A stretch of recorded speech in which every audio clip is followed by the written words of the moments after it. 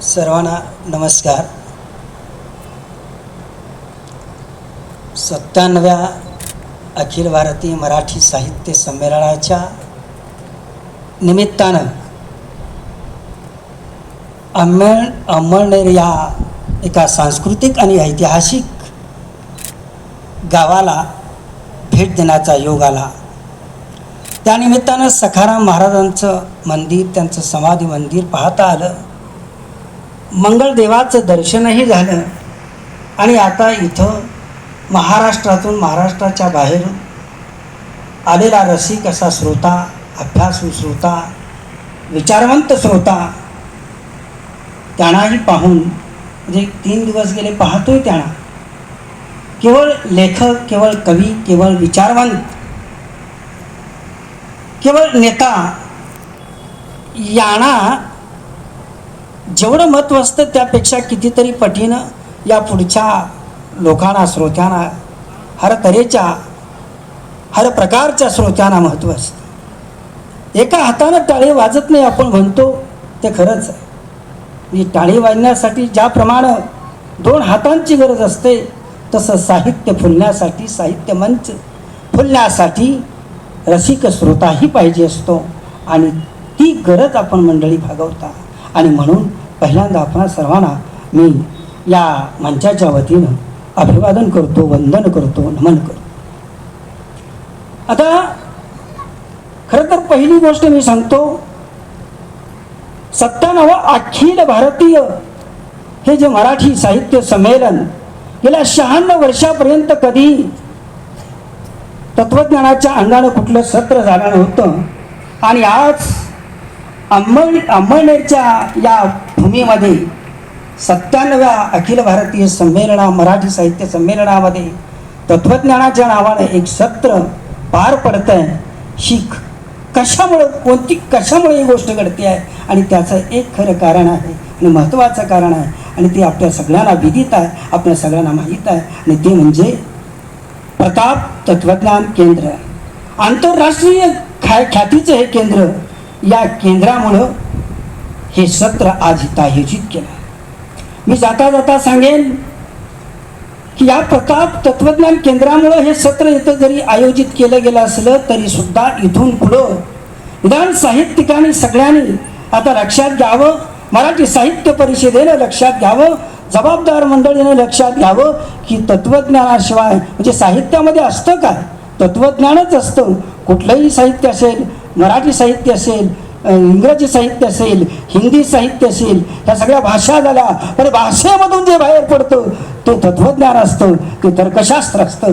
हे इथं लक्षात घ्यायला आणि हे त्यांनी लक्षात घ्यावं असं मला इथं आवर्जून या निमित्तानं म्हणावं लागतंय की हे जर त्यांनी लक्षात घेतलं तर इथून पुढची जी काही संमेलनं इतरत्र होतील तिथंही तत्वज्ञानाला त्यांनी एक सत्र द्यावं.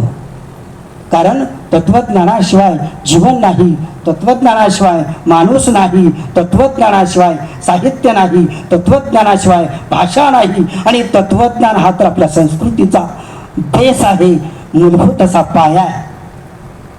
जी संस्कृती आपण म्हणतो भारतीय संस्कृती, या भारतीय संस्कृतीचं जर आपण निरीक्षण केलं, सूक्ष्म निरीक्षण केलं आणि व्यापक अंगानेही पाहिलं तर आपल्या असं लक्षात येईल की या मागं याच्या पाठीमागं जी पार्श्वभूमी आहे, याला जे अधिष्ठान आहे ते तत्वज्ञानाचं आहे, हे इथं आपल्या लक्षात येईल. आणि म्हणून आणि कुठल्या तत्वज्ञानाचं? भारतीय तत्वज्ञानाचं. आणि म्हणूनच मी भारतीय तत्वज्ञानाच्या अनुषंगानं आज इथं थोडक्यात बोलणार आहे. आमच्याबरोबर जे काही वक्ते मंडळी होती त्यामध्ये आमच्या सहकारी प्राध्यापिका आपल्या प्रताप तत्वज्ञान केंद्राच्या डॉक्टर राधिका पाठक मॅडम आणि आमचे दुसरे सहकारी डॉक्टर बाजीराव पाटील धुळ्याचे सर आहेत, आमचे मित्र आहेत. आणि तिसरे आमचे चांदवडकर मराठीचे अभ्यासक होते.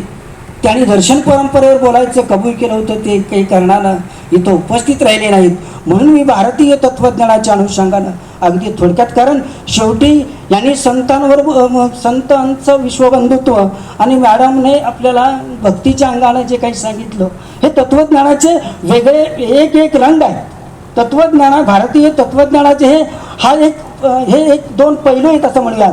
पण तत्त्वज्ञानाचे पैलू अनेक आहेत आणि ह्या सगळ्या पैलूंचा जो ज्याला आपण सारभूत भाग असेल ते म्हणजे भारतीय तत्त्वज्ञान, त्याच्याबद्दल मी थोडंसं बोलेन असं मी आपल्या आजच्या या सूत्रसंचालिका लांडगे मॅडम यांना बोललो होतो आणि त्याप्रमाणे मी आपल्याशी संवाद साधतोय. अधिक वेळ घेणार नाही. इथं पुढच्या म्हणजे सभामंडपामध्ये बसलेले माझे गुरुवर्य आदरणीय मोठवारे सर इथं उपस्थित आहेत आणि दुसरे माझे ज्यांना मी गुरु मानतो असे माझे प्राचार्य राऊत सर आहेत. माझे दुसरे एक सहकारी गोपाळ सरक आहेत. वैधमापन क्षेत्रात ते अधिकारी आहेत. साहित्याचा आणि तत्त्वज्ञानाचा त्यांना आवड आहे त्यांना या दोन्ही विषयाची आणि त्यामुळे तेही उपस्थित आहेत. आपल्या सर्वांमध्ये माझे सहकारी मित्र आता नव्याने झालेले आमचे हारूर सर आहेत. आणखी इतर मंडळी आहेत. या सगळ्यांना बंधन करून मी माझ्या विषयाकडे बोलतो. तर तत्त्वज्ञान म्हणजे काय, भारतीय तत्त्वज्ञान समजून घेत असताना तत्त्वज्ञान म्हणजे काय हे समजून घेणं अगत्याचं आहे. इथं भावसार सर आहेत, त्यांचा नामोल्लेख राहून गेला की जे प्रताप केंद्राचे खरं संचालक आहेत आणि आदरणीय असं व्यक्तिमत्व आहे. तर भावसार सरांना नमस्कार करून मी माझ्या पुढच्या शब्दप्रपंचाकडे वळतो. तत्त्वज्ञान म्हणजे काय, भारतीय तत्त्वज्ञान समजून घेत असताना पहिल्यांदा तत्त्वज्ञान म्हणजे काय हे समजून घेणं अनिवार्य ठरतं. तर बघा, तत्त्वज्ञानाला इंग्रजीमध्ये फिलॉसॉफी असा शब्द आहे. आता फिलॉसॉफी या शब्दाचं म्हणजे फोड वगैरे करत बसत नाही तेवढा वेळ आपल्याकडं नाही आहे.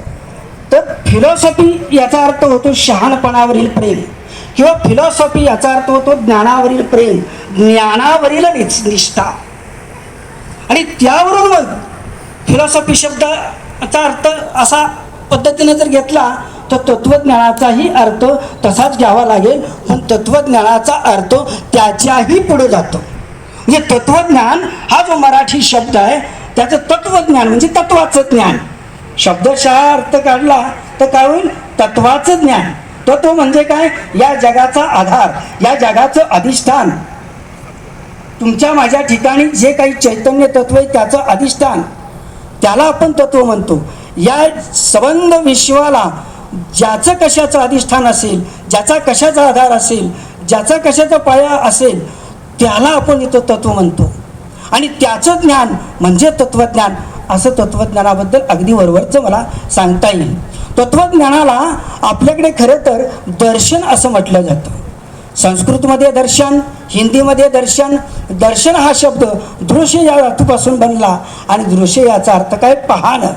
त्याच्याही पुढे जाऊन आपण म्हणून केवळ आपण चर्मचक्षुण म्हणजे आपल्या डोळ्यानं पाहणं असा तिथं अभिप्रेत अर्थ नाही याचा. तर पाहणं म्हणजे अनुभवणं, साक्षात पाहणं, साक्षात. आणि हे साक्षात पाहायचं कुणाला, तुम्हाला मला. आपण ज्या फिजिकल गोष्टी आहेत त्यांना जे पाहतो ते चर्मचक्षुण म्हणजे डोळ्यानं पाहतो. पण या तत्वाला, या जन्मचक्षुने जे दिसते त्याच्या मागे जे काही आहे त्याला आपण तत्व म्हणतो. आणि त्याला प्रत्यक्ष अनुभवणं ज्याच्यामुळे घडतं ती बुद्धी, त्या बुद्धीनं पाहणं म्हणजे दर्शन. असा दर्शनाचा एक अर्थ दिला जातो. दर्शनाचा दुसरा त्याच्या पुढे जाऊन अर्थ देता येईल ते म्हणजे अंतर्ज्ञानानं जे काही आपल्याला जगाविषयी कळतं, सत्याविषयी कळतं किंवा तत्वाविषयी कळतं, जी अनुभूती येते सत्याविषयी त्याला इथं दर्शन असं म्हटलेलं. बघा, म्हणजे अशा पद्धतीनं इथं दर्शन, तत्वज्ञान, तत्वचिंतन वगैरे या गोष्टींच्या बद्दल म्हणता येईल. अगदी जाता जाता तत्वज्ञानाची व्याख्याच जर अचूक शब्दामध्ये नाही म्हणता येणार, कारण कितीही व्याख्या केल्या तरी तत्वज्ञान त्याच्यामध्ये त्या व्याख्येमध्ये त्या शब्दामध्ये मावेलच असं नाही. पण तरी एक साधं उदाहरण देऊन मी सांगेन की तत्वज्ञान म्हणजे नेमकं काय. एक साधू असतो आणि म्हणजे जुन्या काळातली गोष्ट आहे. आज जशी प्रवेश परीक्षा असते विद्यापीठ स्तरावर पोस्ट ग्रॅज्युएशनसाठी, तशी एक परीक्षा त्या साधूनं शिष्य निवडीसाठी ठेवलेली असते. आश्रमिक जीवन कुणाला नको आहे. तिथं जाऊन गुरुकुल पद्धतीनं शिकायचं, राहायचं, थांबायचं, ज्ञान घ्यायचं असं ज्यांना कोणाला वाटत ते लोक त्या आणि ते साधूची ख्याती मोठी त्याच्यामुळे त्याच्याकडे जाण्याची इच्छा अनेकांची होती. त्याप्रमाणे ते लोक त्यांना, ते संबंधित व्यक्ती, ते संबंधित विद्यार्थी, ते शिष्य त्यांना जाऊन भेटायचे. त्यांनी सांगितलं मी एक प्रवेश परीक्षा तुमच्यासाठी ठेवेन, त्या दिवशी तुम्ही यायचं आणि माझ्या प्रश्नाचं अचूक उत्तर देईल, त्याला माझं शिष्यत्व बहाल केलं जाईल. तर तो संबंधित दिवस आला, उजाडला आणि सगळे विद्यार्थी ते शिष्यगण किंवा ते संबंधित जे कोणी ज्यांना कोणा तिथं ॲडमिशन प्रवेश हवा होता ते आले आणि मग परीक्षा सुरू झाली. तोंडीच परीक्षा असते आणि एकच प्रश्न असतो.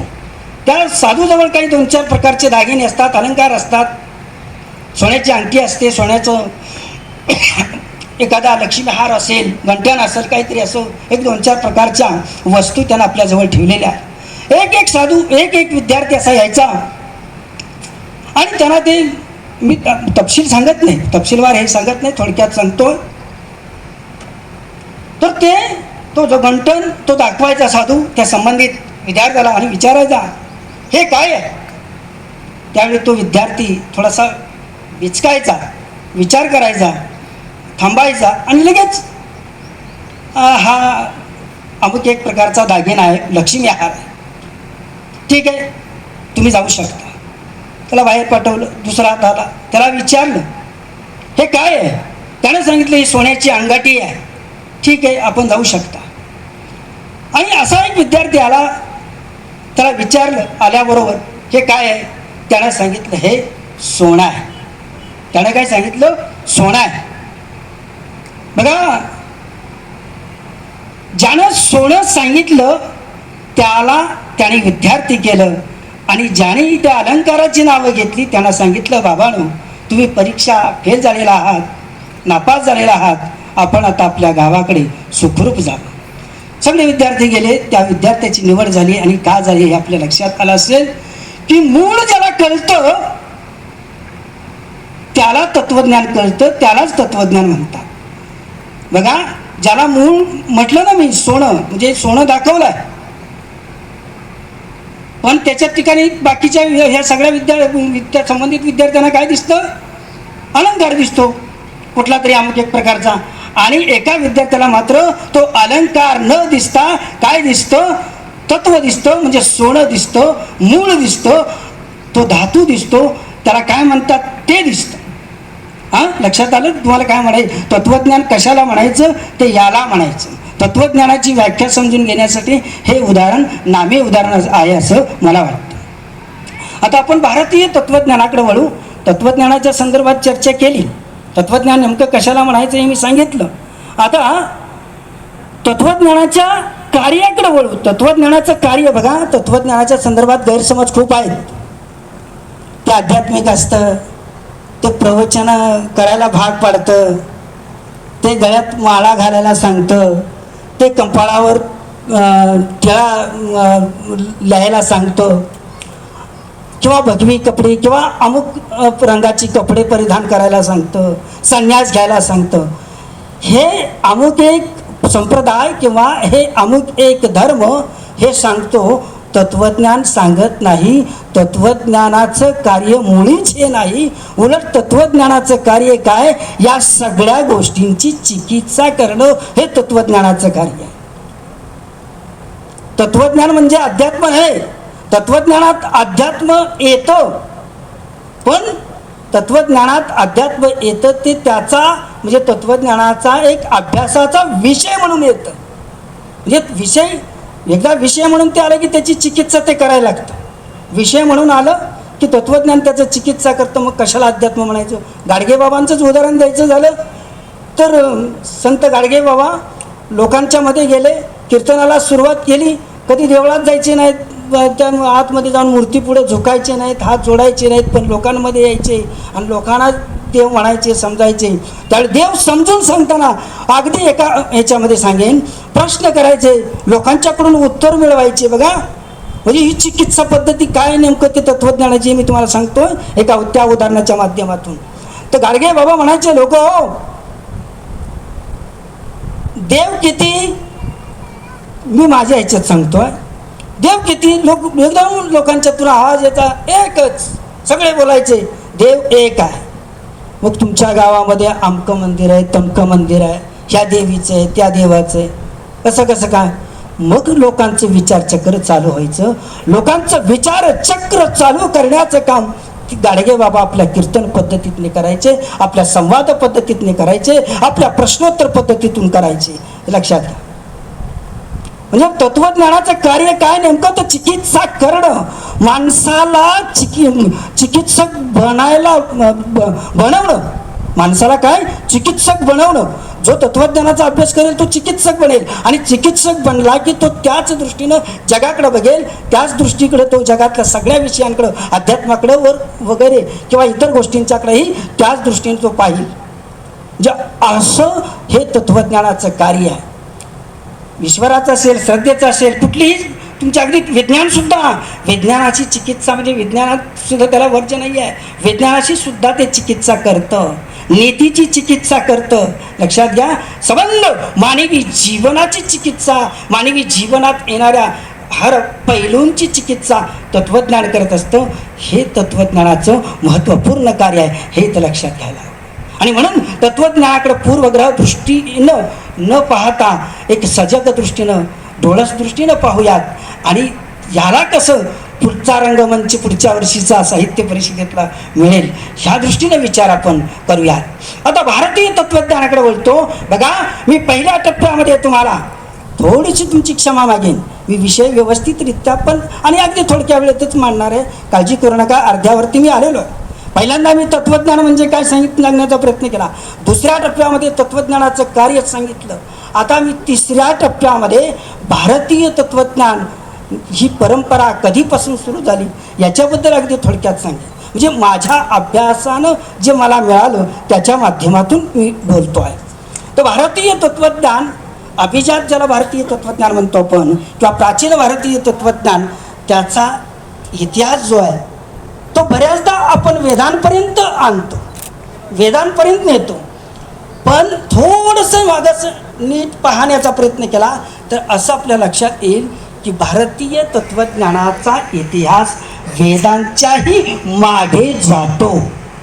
कुठं? वेदांच्याही मागे जातो. आणि त्या संदर्भात अनेक दिग्गज विद्वानांची, म्हणजे डॉक्टर गणा जोशी असतील, तर्कतीर्थ लक्ष्मण शास्त्री जोशी असतील, श्रीनिवास दीक्षित असतील, किंवा त्याआधी इतर मंडळी जे कोणी तत्वचिंतक ज्यांनी भारतीय तत्वज्ञानावरती लिहिलं, अशा मंडळींनी, दिग्गज तत्वचिंतकांनी ही आपली भूमिका मांडण्याचा प्रयत्न केलेला आहे. तर त्यातलाच एक भाग म्हणून बघा, ते म्हणतात की हे जे तत्वज्ञान आहे, भारतीय तत्वज्ञान, ते वैदिक ऋषी परंपरा प्रेरित एक गोष्ट.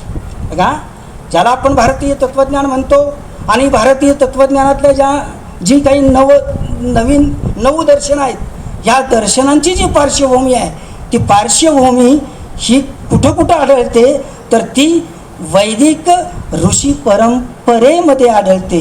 आणखी वेदपूर्व जो काळ आहे, मुनी परंपरेत सुद्धा आढळते. मुनी परंपरा त्यामध्येही आढळते. आणि या दोन्ही परंपरांच्या आंतरक्रियांमधून, किंवा या दोन्ही परंपरांच्या परस्पर संबंधातून जी निर्माण झालेली परंपरा आहे, त्यातही भारतीय तत्वज्ञानाची बीज आपल्याला आढळतात. म्हणजे अशा तीन गोष्टींच्या माध्यमातून, म्हणजे तीन गोष्टींच्या पार्श्वभूमीवर म्हणेन भारतीय तत्वज्ञान उदयाला आलेलं दिसतं. म्हणजे भारतीय म्हणजे कुठलं, अमुक एक असं नाही आहे. त्यामध्ये चार वाक्य येतील, त्यामध्ये बौद्ध दर्शन येईल, त्यामध्ये जैन दर्शन येईल, त्यामध्ये सांख्य येतील, त्यामध्ये योग दर्शन येईल, न्याय वैशेषिक येईल, मीमांसा येईल, आणि मीमांसेनंतर शेवटी उत्तर मीमांसा म्हणजे ज्याला आपण वेदांत दर्शन म्हणतो तेही येईल. अशी नऊ दर्शनं, या नऊ दर्शनांच्या या एकत्र जे काही त्यांनी जे काही विचार मांडलेत, या सगळ्या एक गट्टामताला भारतीय तत्वज्ञान ही संज्ञा आहे.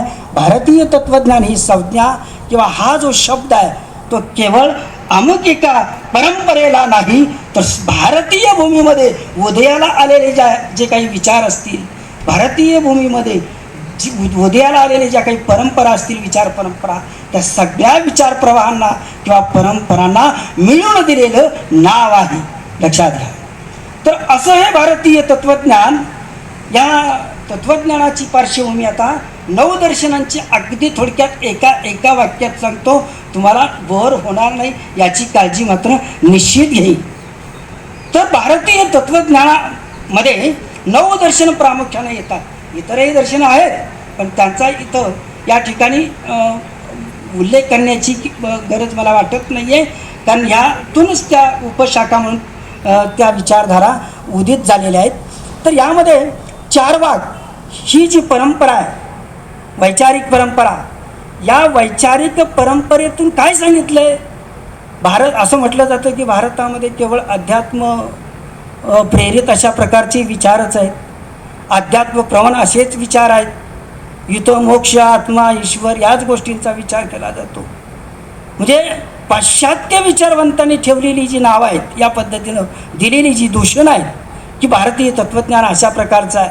पण नाही मित्र हो, भारतीय तत्त्वज्ञान ज्या पद्धतीनं अध्यात्माचा विचार करतो, भारतीय तत्त्वज्ञान ज्या पद्धतीनं ईश्वराचा विचार करतो, त्याच पद्धतीनं जडवादी भूमिकेचा पण विचार करतो.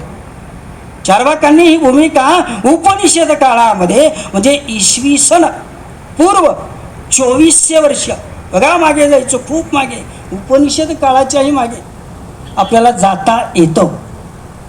आणि तेव्हा त्यांनी हा विचार मांडला आहे की पृथ्वी, आप, तेज, वायू या 4 तत्वांपासून या जगाची आणि जीवसृष्टींची एकंदर निर्मिती झाली. असा हा विचार चार्वाकांनी मांडला. अर्थात हा विचार मांडला तरी त्यावेळीच्या भारतीय इतर विचार प्रवाहांनी तो उदार मनाने स्वीकारला. हे भारतीय संस्कृतीचं काय फार मोठं असं जगाला एक योगदान आहे असं म्हणता येईल. जगाला ही सहिष्णुतेच्या वृत्तीची दिलेली देणगी आहे असं या अनुषंगानं बोलत असताना मला म्हणावंसं वाटतं. आता यानंतर जैन दर्शन इथं काय आहे, बौद्ध दर्शन इथं काय आहे? बौद्ध दर्शन ज्यांनी मांडलं ते भगवान बुद्ध, आणि जैन दर्शन ज्यांनी त्याचे प्रवर्तक जे कोणी आहेत ते वर्धमान महावीर. या दोघांच्याकडे जर पाहिलं, त्यांनी मांडलेले जर विचार जर पाहिले, तर त्याचा गाभ्याचा भाग एवढा एकच आहे, तो म्हणजे ईश्वर नाही आणि माणूसच आपल्या जीवनाचा शिल्पकार होऊ शकतो. हे दोघांनीही सांगितलं, दाखवून दिलं. स्वच्या जाणीवेतून माणसाच्या अंगी बुद्धत्व येतं, स्वच्या जाणीवेतून माणसांच्या अंगी बुद्धत्व येतं, आणि स्वला जिंकण्यातून माणसाच्या अंगी महावीरत्व येतं. त्याला जैन म्हणतात, त्याला जिनेंद्र म्हणतात, त्याला जितेंद्र म्हणतात. इंद्रियांना जो जिंकतो तो जितेंद्र. म्हणजे हा फार मोठा विचार भारतभूमीमध्ये महावीर दर्शनानं आणि बुद्ध दर्शनानं दिला. सांख्य दर्शनानं पुरुष प्रकृती तत्व सांगून प्रकृतीपासून या जगाची निर्मिती झाली. हा जडवादी विचार सांख्याने या भूमीमध्ये सांगितला चार्वाकांच्या बरोबरीनं. योग दर्शनामध्ये थोडासा ईश्वर आला, थोडासा संबंध मानवी जीवनाचं, ज्याला करता करविते पण या विश्वाचं मानवी जीवनाचं बहाल केलं जातं, असा ईश्वर करता करविता या जगाचा माणसाचा योगानं नाकारलेला एक साधा साधनेमध्ये साथ देणारा, मदत करणारा ईश्वर त्याने स्वीकारलेला आहे. ध्यानाचा एक विषय म्हणून लक्षात घ्या. म्हणजे योगदर्शनही कोणत्या वाटेने जात आहे, तर ते सांख्यांच्याच वाटेने जात आहे. आणि शेवटी मीमांसा दर्शन राहतं.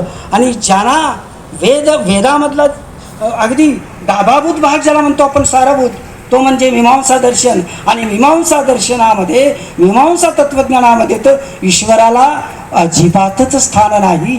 तिथं आहे ते धार्मिक विधींना स्थान आहे, यज्ञ विधींना स्थान आहे. यज्ञाच्या माध्यमातून, त्या विधींच्या माध्यमातून निसर्गात दडलेल्या शक्तींना आवाहन करणं आणि त्यांना आपलंसं करून या जगाचं कल्याण कसं साधता येईल, ह्या पद्धतीचे विचार मीमांसा दर्शनामध्ये मांडले गेले. म्हणजे तिथंही ईश्वर आहे. मग आपण म्हणतो ईश्वर यांनी मांडला, त्यांनी मांडला. भारतीय तत्त्वज्ञानात ईश्वराशिवाय आहे काय? आता सांगितलेल्या याच्या दृष्टीनं बघितलं तर ईश्वराला फारसं स्थान कुठं दिसत नाही. न्यायदर्शनामध्ये आहे.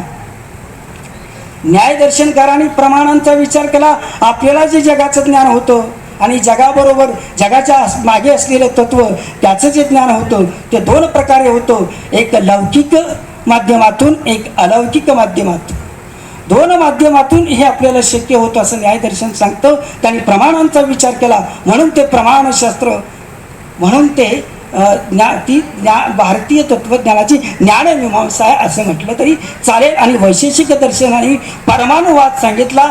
बघा, ल्युसिफस आणि डेमोक्रिटस ही जी दोन मंडळी ग्रीक देशामध्ये झाली, ग्रीस देशात ग्रीक विचारवंत, त्यांनी परमाणुवाद सांगितला. पण त्यांच्याच दरम्यान आधी थोडंसं काळ म्हणता येईल आपल्याकडे वैशेषिकांनी परमाणुवाद सांगण्याचा प्रयत्न केलेला आहे. आणि परमाणूंनी हे जग बनलं आहे. बघा, इथं कोणाही बाहेरच्या शक्तीची गरज जगाच्या निर्मितीसाठी नाही, अशा प्रकारचा विचार इथं वैशेषिकांनी, महर्षी कणादांनी आपल्या, कणाद्या नावाचा अर्थ तरी काय, जो कण खाऊन जगतो, ज्याने कणापासून जग निर्माण झाले असं सांगितलं, ते कणाद, असं अशा प्रकारचं त्याचं ते स्पष्टीकरण कणाद या शब्दाचं दिलं जातं. असू देत. तर इथं वैशेषिक दर्शनानं परमाणुवाद सांगितला म्हणजे आपल्याकडं निश्चितपणे विज्ञानवाद पूर्वी होता हे मान्य करायला काही हरकत नाही. त्याच तो होता म्हणून आज तो आपल्याकडे आहे, आपल्या आचरणामध्ये किंवा आपल्या विचारसरणीत आहे, आपल्या जगण्याच्या रहाटीमध्ये आहे नाही असंही काहीच आपल्याला दिसतं. विज्ञान आपल्याला, खरं तर आपल्याकडे विज्ञान आलं नाही, तंत्रज्ञानाला पाश्चात्याकडनं विज्ञान आलं नाही. आणि विज्ञान ज्याच्या माध्यमातून उभं राहतं ती वैज्ञानिक पद्धती, सायंटिफिक मेथड, ती आपल्याकडे आलीच नाही. आणि समजा आली तरी ती तिच्या माध्यमातून निर्माण होणारा वैज्ञानिक दृष्टिकोन आपल्याकडे आला नाही. आणि त्याच्यामुळं खऱ्या अर्थानं आपल्या जीवनामध्ये जो परमाणुवाद प्राचीन काळात सांगितला, तशा ज्या विज्ञानाच्या अंगानं सांगितला ते विज्ञान आज, ते विज्ञान म्हणजे आज जे दिसते पाश्चात्य देशामध्ये, तशा प्रकारचे विज्ञान आपल्याकडे येतं विकासाच्या माध्यमातून पुढं आलं नाही, ही दुःखाची गोष्ट आहे. असू दे. तर अशा पद्धतीनं वैशेषिक झालं, न्याय झालं, मागचे सगळे मी दर्शनकार सांगितले.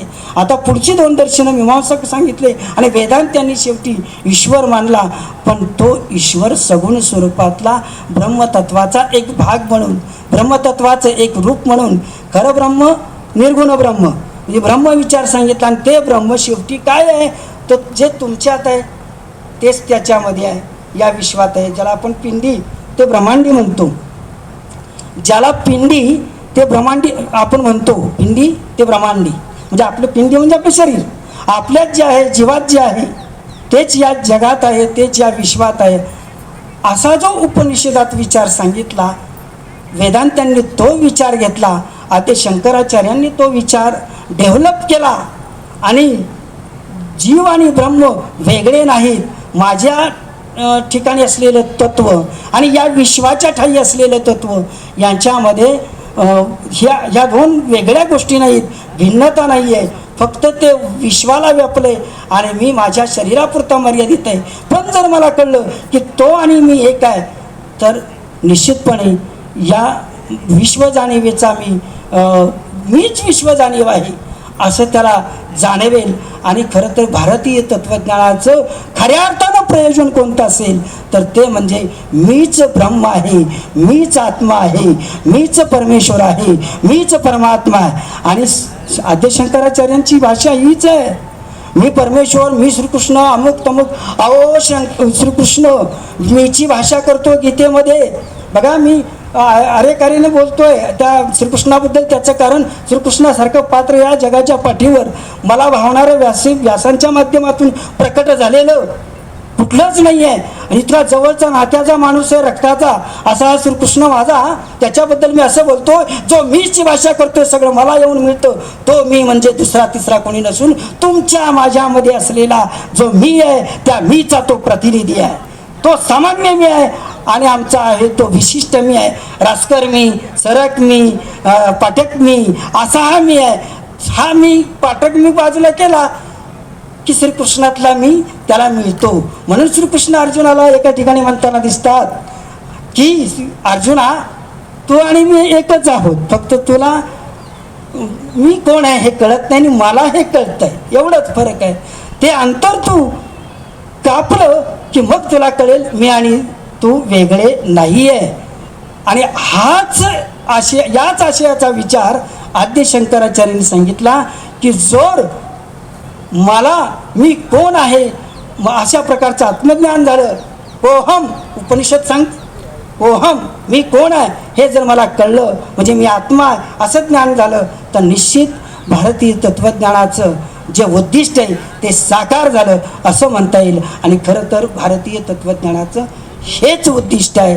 आणि भारतीय जरी मग अशी म्हटलं ईश्वर वगैरे, ईश्वराला स्थान भारतीय तत्त्वज्ञानाच्या एकंदर परिघामध्ये पाहिलं, त्या परिवेशामध्ये पाहिलं जाऊन तर थोडं असलं तरी पण शंकराचार्यांनी ती उणीव भरून काढून संबंध विश्वाला व्यापणाऱ्या तत्वालाच ईश्वरत्व बहाल करून टाकलं. आणि हे ते तुमच्या माझ्या ठिकाणी आहे हेही त्यांनी दाखवून दिलं. आणि म्हणून जीवो ब्रह्म योनापरा अशा पद्धतीची भूमिका ते घेतात आद्य शंकराचार्य. तर भारतीय तत्त्वज्ञान म्हणतात त्या कुठल्या दर्शनाला या सगळ्यांना मिळून म्हणतात हे खरं असलं तरी त्याचं रिप्रेझेंटेशन मात्र आद्य शंकराचार्यांचा अद्वैत वेदांत उपनिषद वेदांत दर्शन करतं असं मला वाटतं. तर मित्र हो, माझं फक्त जाता जाता मी सांगेन की भारतीय तत्त्वज्ञानाचं प्रयोजन सांगितलं. आता तू सांगायला येतं, माझ्याकडं वेळ नाही आहे, संयोजकांनी तो वेळ माझ्याकडनं काढून घेतलेला आहे. पण मी एक मगाशी केलेलं जे निवेदन आहे की महाराष्ट्र साहित्य परिषदेने माझी विनंती, एक तत्त्वज्ञान प्रेमी म्हणून, तत्त्वज्ञानाचा एक अभ्यासक म्हणून, महाराष्ट्र तत्त्वज्ञान परिषदेचा एक उपाध्यक्ष या नात्यानं आणि प्राचार्य शिवाजीराव भोसले विचार मंचाचा अध्यक्ष या नात्यानं मी एक विनंती करतो महाराष्ट्र साहित्य परिषदेला की इथून पुढे आमच्या या आमच्या म्हणायचं नाही, आपलं तत्त्वज्ञान आहे सगळ्यांचं, ते तुमचं माझं कोणाचं नाही. साहित्याचा पाया आपला अधिक बळकट व्हावा आणि साहित्य अधिक दर्जेदार. अहो अष्टदर्शनांना विंदा करंदीकर, बरोबर, विंदा करंदीकरांच्या अष्टदर्शने या काव्यसंग्रहाला ज्ञानपीठ पुरस्कार मिळाला. आणि अष्टदर्शनामध्ये आहे काय तर भारतीय तत्त्वज्ञान लक्षात घ्या. आणि म्हणून आणि खांडेकरांचं साहित्य बघितलं तर मूल्यप्रधान साहित्य आहे, जीवनवादी साहित्य म्हणतो आपण. तर त्याच्यामध्ये आदर्श तत्त्वज्ञानाशिवाय आहे काय? भारतीय तत्त्वज्ञानच जागोजागी तिथं पेरलेलं आहे. आणि मग अशाच साहित्याला पुरस्कार मिळतो हेही आपल्याला माहिती आहे. आणि मग ते खरं असेल, अहो तर्कतीर्थांचं पुस्तक आहे साहित्याचे तर्कशास्त्र, पुस्तक काय आहे? तर्कतीर्थ लक्ष्मण शास्त्री जोशींचं साहित्याचं तर्कशास्त्र. म्हणजे जर तर्कशास्त्राचा अभ्यास केला आणि साहित्याची मांडणी केली आपल्या तर निश्चितपणे ते साहित्याचा दर्जा आणखी उंचावेल. आणि हे लक्षात घेऊन महाराष्ट्र साहित्य परिषदेनं आमच्या विनंतीचा मान राखावा.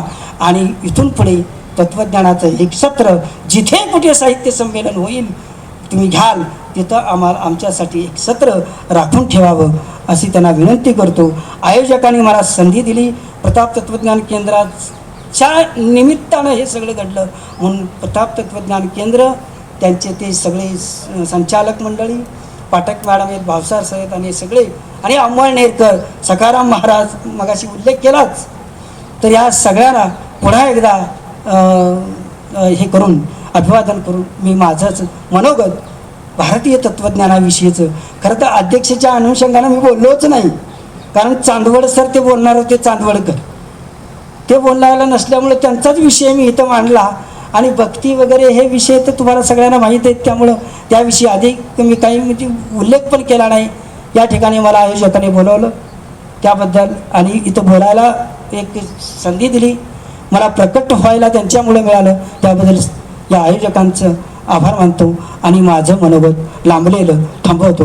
धन्यवाद.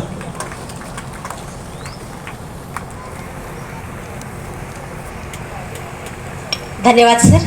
आपण अत्यंत अभ्यासपूर्ण मनोगत या ठिकाणी व्यक्त केलेलं आहे. वेद, उपनिषदे, श्रीमद भगवद्गीता हे सर्व ग्रंथ तत्त्वज्ञानानेच भरलेले आहेत.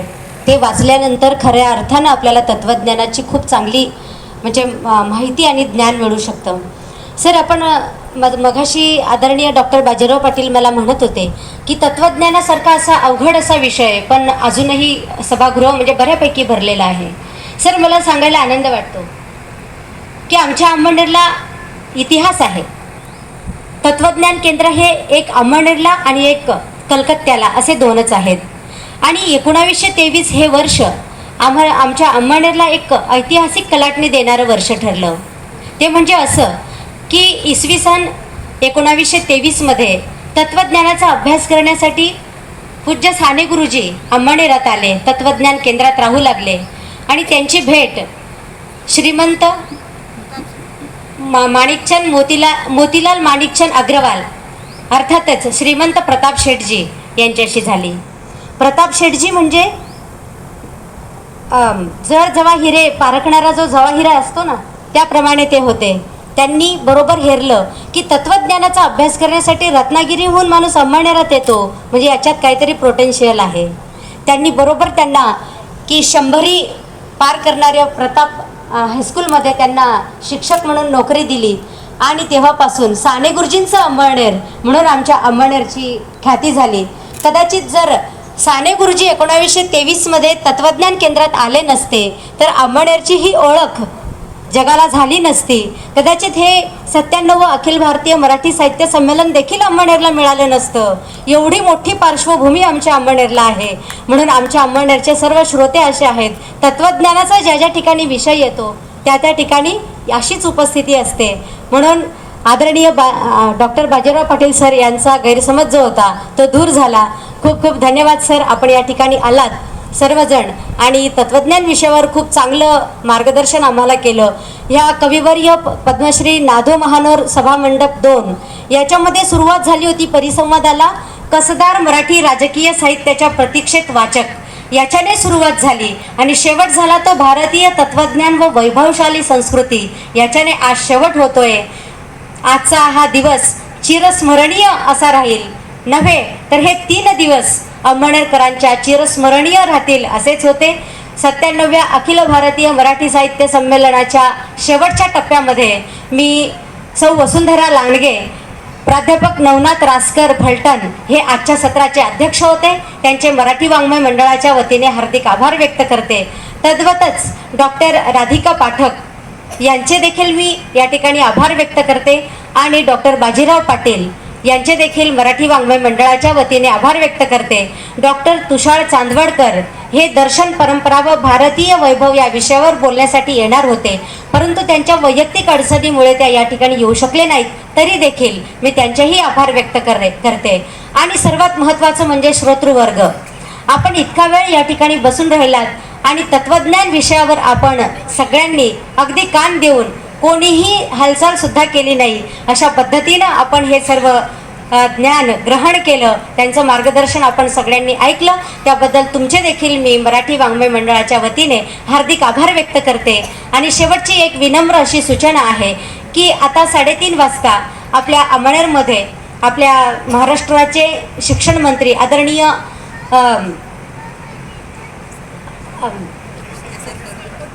दीपक केसरकर साहेब, भाषा शालेय शिक्षण मंत्री महाराष्ट्र राज्य हे उपस्थित राहत आहेत.